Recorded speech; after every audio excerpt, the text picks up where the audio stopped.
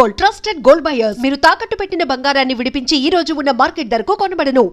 ఒకసారి వెనక్కి తిరిగి చూసుకుంటే ఈ జర్నీ అంతా 2 మాటలు ఏం చెప్పగలరు? ఈ యూటర్న్ క్రియేషన్స్ దగ్గర నుంచి ఈ సాంగ్ వరకు. ఇది ఇంకా స్టార్టింగే.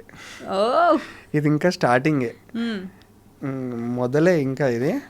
దీని నుంచి ఇంకా పెద్ద పెద్ద ప్రాజెక్టులు మంచివి చేయాలి. ఇంకా పెద్ద పెద్ద టైఅప్స్ తోటి పెద్ద మంది టైఅప్ అయ్యి ఇంకా అంత కనెక్షన్స్ అంత అవి కావాలి. ఇప్పుడు ఇది స్టార్టింగే. ఏంటంటే నేను ఇట్లున్నా అని 10 మందికి తెలియజేయడానికే. దాని తర్వాత వాళ్ళే పిలిచి బ్రదర్ మాకు ఇట్లా ఈ సజెషన్ ఉంది, మాకు ఈ రోల్ కావాలనే విధంగా నేను బిల్డ్ కావాలి. నాకంటూ నేను ఒక షాప్ని క్రియేట్ చేసుకోవాలి. కస్టమర్స్ రావడానికి వాళ్ళు వచ్చి బై చేసుకొని వెళ్తారు అన్నట్టు నేను షాప్ని బిల్డ్ చేసుకున్నా. ఏదైతే ఒక నేమ్ని బిల్డ్ చేసుకున్నా, దాని తర్వాత వాళ్ళే వస్తారు. ఇప్పుడు ఈడ ఒక నీడ్, నాకు ఒక ఉప్పు ప్యాకెట్ ఉంది, అలా కిరాణా షాపు పోవాలి ఉంది కదా ఐడియా. అట్లా నేను అనేటిది ఒకటి క్రియేట్ చేసుకుంటా, వాళ్ళే నా దగ్గరకు వచ్చి అడిగే విధంగా చేస్తా. ఓకే. సో ఓమ్ని వ్యాన్ నుంచి ఒక రాయల్ ఎన్ఫీల్డ్ బైక్ దగ్గర నుంచి ఇప్పుడు స్కార్పియో. అవును, రీసెంట్గా తీసుకున్నాం స్కార్పియో S7. అది కొత్తదేం కాదు, సెకండ్ అయినా సరే దానికి పడ్డ కాస్ట్ దానికి పడుతుందిగా. ఆ జర్నీ అసలు ఓమ్ని నుంచి ఒక రాయల్ ఎన్ఫీల్డ్ తర్వాత స్కార్పియో అసలు అంటే మేము కార్ తీసుకుందామని ప్లానింగ్ ఉండే. సడన్గా 59 వీల్స్ అని ఒకటి కనిపించిండే. అందులో కార్ బాగా నచ్చింది. అది చూడడానికి కొత్తగా ఉంది, ఫుల్లీ మాడిఫై ఉంది, మనకు సెట్ అవుద్ది, మనకు షూట్లో మన ఫీల్డ్కి సెట్ అవుతుంది అని చెప్పి డాడీ ఏం చేసి స్కార్పియో, డాడీకి ఎప్పటి నుంచో స్కార్పియో ఉండే, ఇక తీసుకుందామంటే ఇక చూడంగానే మంచిగా ఉంది. మన బడ్జెట్లో 10,20,000కి ఉండే. తీసుకుందామని చెప్పి ఏం చేసినాము, ఆ మెసేజ్ చేసి దాన్ని చూడడానికి చాలా మంది వస్తున్నారు తీసుకుందామని. ఇక అందరూ ఇది తీస్తాం అది తీస్తాం అన్నారు. మేము చేసి అలా కాదు మేమే తీసుకుంటాము, అలా హాఫ్ అమౌంట్ కట్టినాం అంతే. ఇంకా హాఫ్ అమౌంట్ పెండింగ్ ఉంది, మంత్లీ కట్టాలి. ఎలా అంటే మరీ నేను నిజంగా యూట్యూబ్ నుంచి అంత సంపాదించి ఏదో అయిపోయినా అని కాదు. ఇప్పుడు నేను సంపాదించింది ఏం లేదు. ఇప్పుడు నాకు కార్ ఎందుకు అని అంటే, ఇప్పుడు మనం ఏదన్నా ఎక్కడికైనా వెళ్తాం కొంచెం మంచిగా అనమాట. ఇప్పుడు మనం అలానే తప్ప ఏదో సంపాదించినాము మాకు ఎప్పుడైనా సరే, నేను ఫస్ట్ ఇంటర్వ్యూకి వచ్చినప్పుడు ఇట్లనే ఉన్నాం, ఇప్పుడు కూడా ఇట్లనే ఉన్నాం, రేపు కూడా ఇట్లనే ఉంటాం. ఎప్పుడు కానీ డబ్బు గురించి ఏమనే అనుకున్నా, మనం కష్టపడితే ఆటోమేటిక్ వస్తుంది డబ్బు. అలా కొనాలనుకొని ఇలా వెళ్ళిపోయి కొనేసారా? అట్లా దాదాపు 3-4 months నుంచి మేము స్కార్పియో గురించి చూస్తున్నాం, సెకండ్లో మంచిది కావాలి అని. చూడంగా అది కనిపించింది, తీసుకున్నాం. బాగుంది కారు. అయినా కూడా మీ నాన్న ఓమ్ని కారే తోలుతుంది, అదే ఓమ్ని వ్యాన్ తోలుతున్నట్టున్నారు కదా. ఆ డాడీ ఇప్పటి వరకు చెప్తున్నా కదా, కొన్నప్పటి నుంచి ఆ కార్ డ్రైవ్ చేయలేదు. 2-3 times. అది కూడా మెయిన్ లీడ్ మేము లేము, ఇక డాడీ తీయాలన్నప్పుడు తీసిన తప్ప ఎప్పుడు కూడా నేను మీకు ఇప్పించిన, నాకు అది వద్దు, నాకు అంత పెద్ద వద్దు. దాంట్లో కూర్చుంటే స్కార్పియోలో కూర్చుంటే ఇట్లా మీద ఎంత కనిపిస్తుంది, ఒక ఏనుగు మీద కూర్చున్న ఫీల్ వస్తుంది.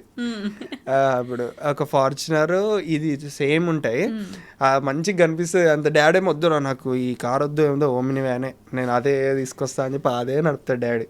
ఆయన రూట్స్ ఆయన గుర్తుపెట్టుకున్నా, అంటే మనం ఎక్కడి నుంచి వచ్చామనేది ఎప్పుడు మర్చిపోకూడదని ఆయన అంటే మనకి ఎట్లా అంటే మేము ఎక్కువ శాతం ఇప్పుడు స్కార్పియో మేము తీసుకొస్తాం, డాడీ అది తీసుకొస్తాం, మాకు ఏం లేదు. ఇప్పుడు డాడీ బండి స్పెండర్ మీద పొమ్మన్నా వస్తాను నేను గుర్తుపడతాను, నేను కార్లోనే రావాలని అట్లా కాదు. పొద్దున అడిగినా నేను కార్లో రావాలా బండి మీద అంటే నేను ఎట్లేం లేదు, అరే బండి మీద ఎందుకు రా అన్నట్టు అనిపించదు నాకు. బండి మీద అయినా సరే వచ్చేటప్పుడు కూడా చాలా మంది ఇచ్చి కదా అంటారు, హెల్మెట్ పెట్టుకుని వచ్చినప్పుడు అట్లా ఉంటుంది.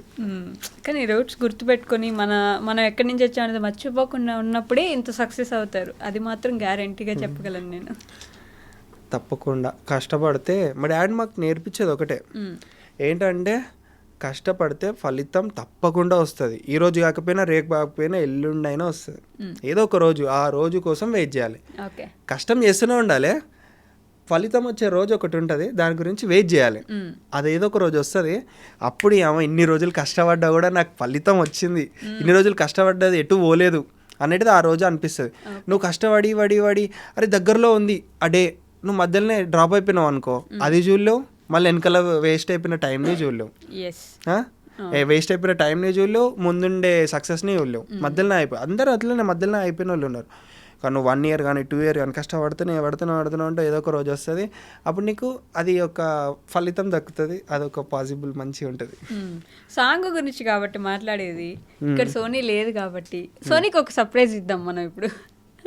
ఏం శుభ్రే మీరు ఇస్తారు ఇప్పుడు సోనీ కోసం ఒక పాట మా వామ్మో, కోసం, సోనీ కోసం. సోనీ గారు ఇది మీకోసమే అండి. నాకు పాటలు అంత రావు అంటే మొన్న వాడిన రామమ్మ సీతమ్మలోనే ఒక లిరిక్ వాడతా. ఒక లిరిక్ అంటే ఒకటి పాడే వదిలేకూడదు, కొంచెం ఒక 2-3 లైన్స్ అయినా పాడాలి.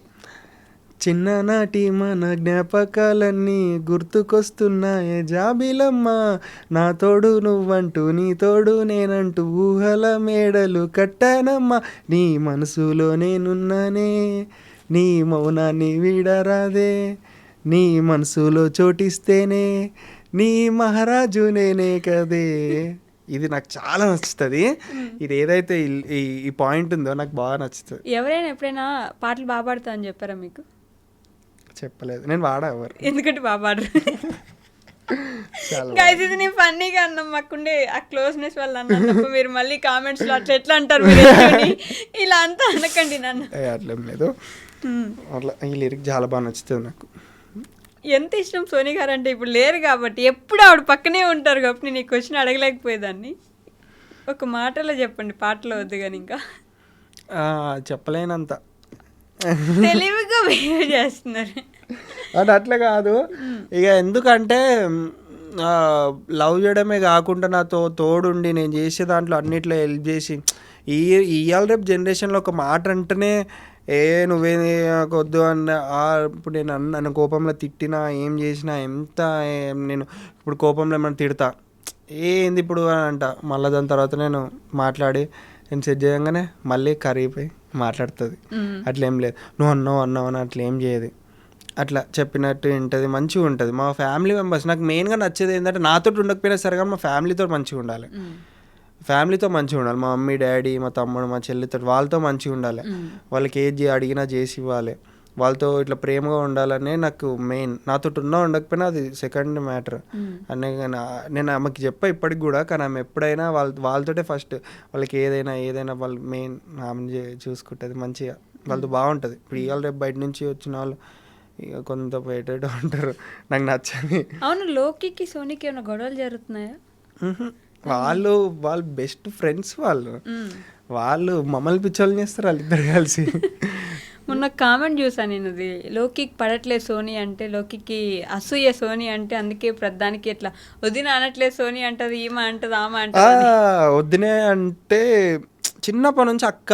ఇప్పుడు సోనీ వాళ్ళ ఇంట్లో వాళ్ళ అక్కని కానీ ఏమైనా కానీ అక్క సోనక్క అని వాళ్ళిద్దరు అక్క చెల్లెలు ఉంటారు, ఇద్దరిని అక్క అని అండు. అక్క అని చిన్నప్పటి నుంచి చిన్నప్పుడు చెప్తాం వదినే అనమని చెప్పం కదా, అక్క అని అందు. వీళ్ళు చిన్నప్పటి నుంచే మీకు ఇష్టం కదా, ఎందుకు చెప్పలేదు? ఎవరికి? వదిన అనమని చెప్పి. వీళ్ళు ఇంట్లో చెప్పరు మళ్ళీ,